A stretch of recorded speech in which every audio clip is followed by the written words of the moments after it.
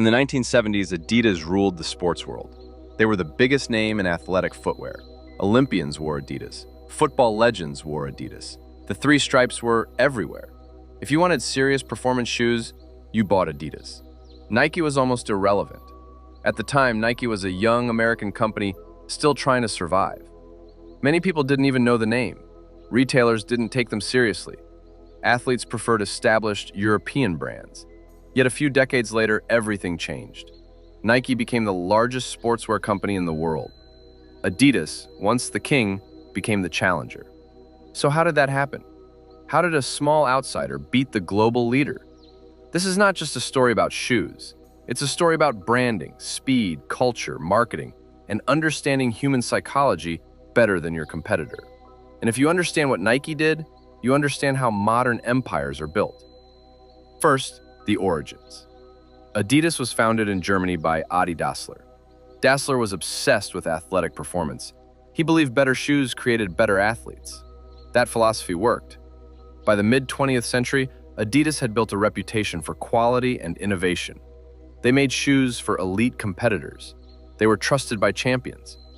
Then came major moments like the 1954 World Cup, when West Germany won wearing Adidas boots with screw-in studs. That victory became legendary. Adidas wasn't just selling shoes anymore, they were selling winning. Meanwhile, in America, another story was starting. Nike began in 1964 as Blue Ribbon Sports, founded by Phil Knight and Bill Bowerman. Knight was a runner and businessman. Bowerman was a track coach obsessed with performance. At first, they didn't manufacture their own shoes. They imported and sold Japanese running shoes from Onitsuka Tiger. Then they decided to build their own brand. In 1971, Nike was born. The name came from the Greek goddess of victory, simple, memorable, powerful. And unlike Adidas, Nike was not built in the old European sports tradition. Nike was American, fast, aggressive, commercial, loud.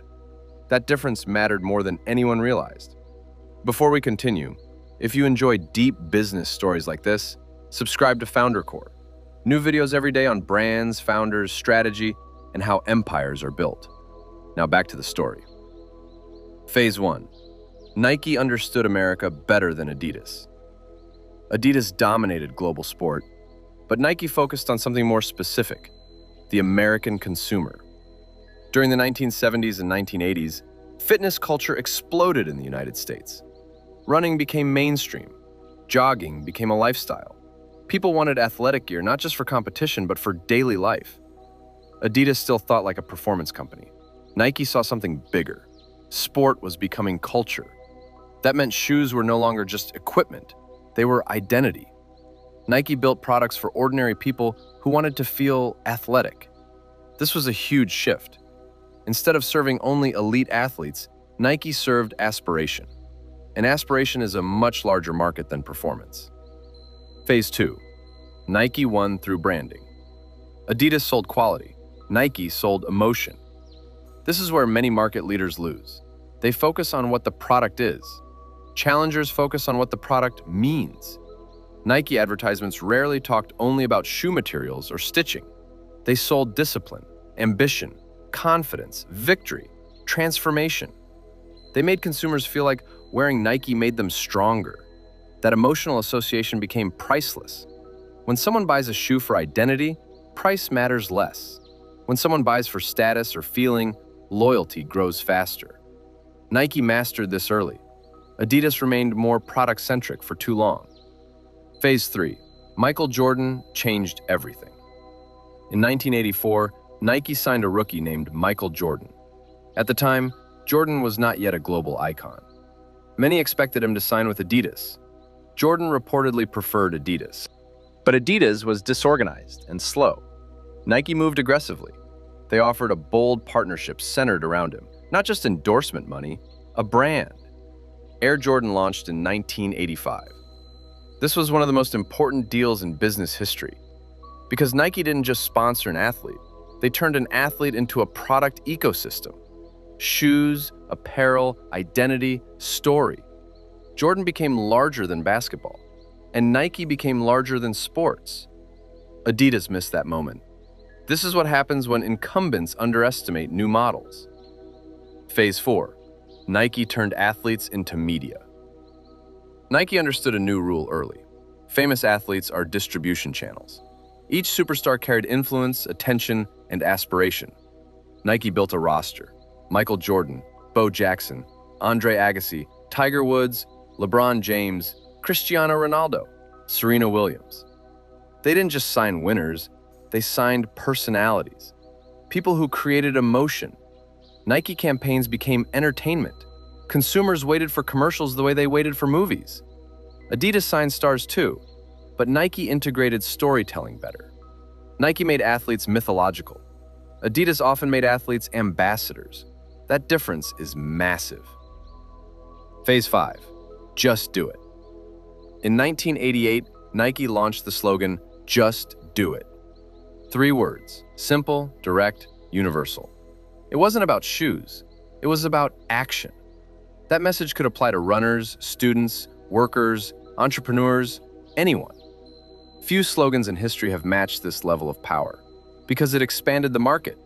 Nike was no longer selling to athletes. They were selling to every person fighting self-doubt. That creates infinite relevance. Adidas had strong branding, but nothing globally comparable at that scale. Phase 6. Speed and decision-making. Large leaders often lose because they become slow. Adidas suffered periods of internal complexity, management issues, and strategic inconsistency. Nike moved faster. They experimented quickly. They launched products faster. They marketed aggressively. They adapted to trends faster. In business, speed compounds. A faster company learns faster. A faster company captures moments. A faster company fixes mistakes sooner. Nike repeatedly moved while Adidas often reacted. That dynamic played out for decades. Phase 7. Nike One Lifestyle. This may be the biggest reason of all. People don't wear Adidas only to play sport. People wear Nike to live. Nike became streetwear, gym wear, school wear, travel wear, fashion wear. They crossed from utility into everyday identity. Once a product becomes daily identity, market size explodes. Sneakers became fashion. Nike was ready. Adidas had major lifestyle wins later, especially with Stan Smith, Superstar, and Yeezy. But Nike had already built deeper cultural roots. Phase 8. Nike built premium pricing power. Strong brands can charge more. Nike invested heavily in perception. Limited drops, signature lines, innovation stories, elite athlete association. That let them maintain premium positioning. Premium pricing creates higher margins. Higher margins fund more marketing. More marketing builds stronger brand equity. That creates a loop. Brand strength becomes financial strength.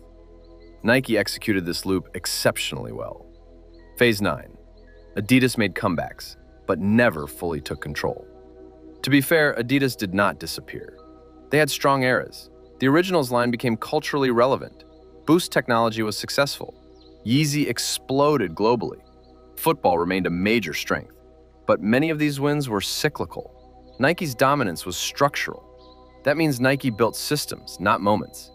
A great collaboration can create hype. A great operating machine creates decades. Nike had the machine. Phase 10. Nike understood psychology better. This may be the deepest answer. Nike sells progress.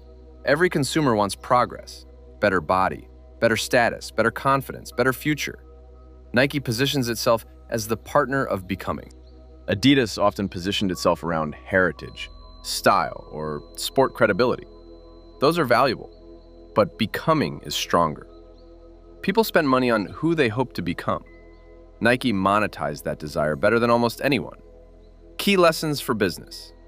If you run a company, this story matters. Lesson 1. Market leaders are vulnerable when they defend the old category. Adidas defended sports performance. Nike expanded into culture. Lesson 2. Emotion often beats specification. People remember feelings more than features. Lesson 3. Speed beats size. Large companies with slow decisions lose windows of opportunity. Lesson 4. Partnerships can change industries. The Jordan deal alone created enormous long-term advantage. Lesson 5. Sell identity, not product. Products can be copied. Identity is harder to replace. So, why did Nike beat Adidas? Because Nike was not competing only in shoes, they competed in culture, psychology, storytelling, speed, aspirational identity, celebrity leverage, lifestyle relevance. Adidas built great products. Nike built a movement, and movements are harder to defeat than companies. Today, both brands remain giants, both are respected, both still shape sport and fashion.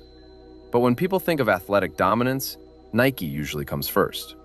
That did not happen by accident. It happened through decades of sharper positioning, bolder bets, and deeper understanding of what people really buy, not shoes. Subscribe to Founder Core for daily videos on business wars, legendary founders, and how global brands really win.